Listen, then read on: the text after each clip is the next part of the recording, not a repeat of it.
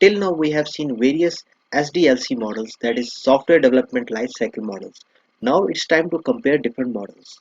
So before comparing all those models and their different parameters and features, here this pictorial diagram gives us a clear illustration that how those models are interlinked, dimensionally interlinked with each other. That is, we have taken the parameters like formal and informal, how much the model is formal and informal.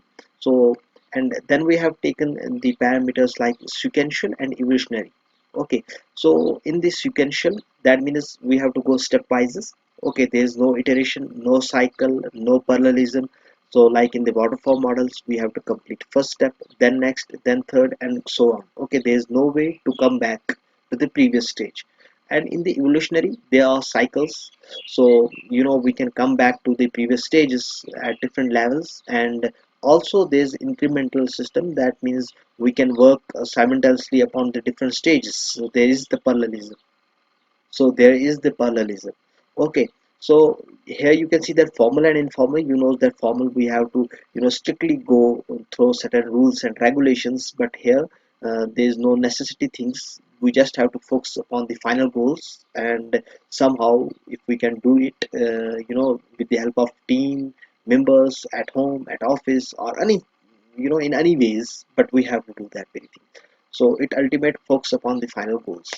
Okay, and there are some rules and regularities in the formal models, and we have to strictly follow them. Okay, so we can't skip any rule or any principle.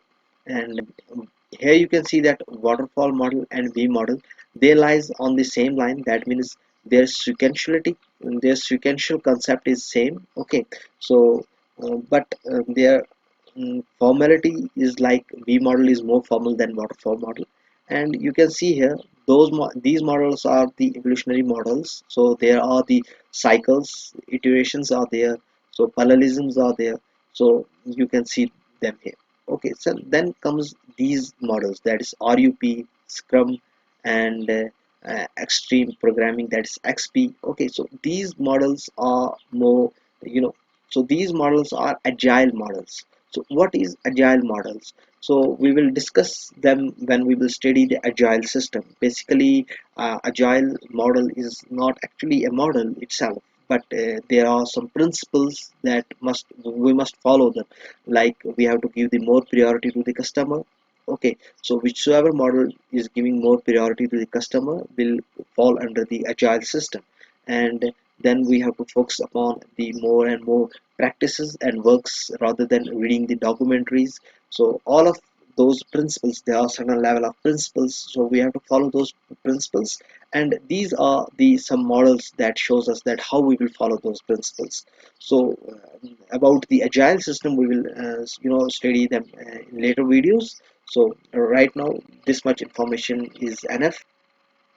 So here is one more thing, that there are comparison like flexibility, cost, and risk factor.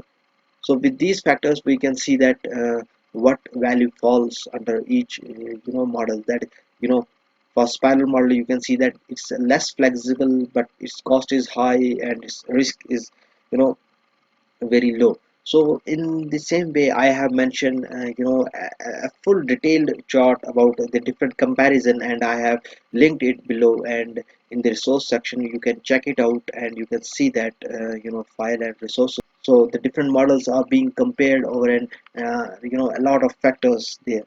So you can check it out there. And thank you so much.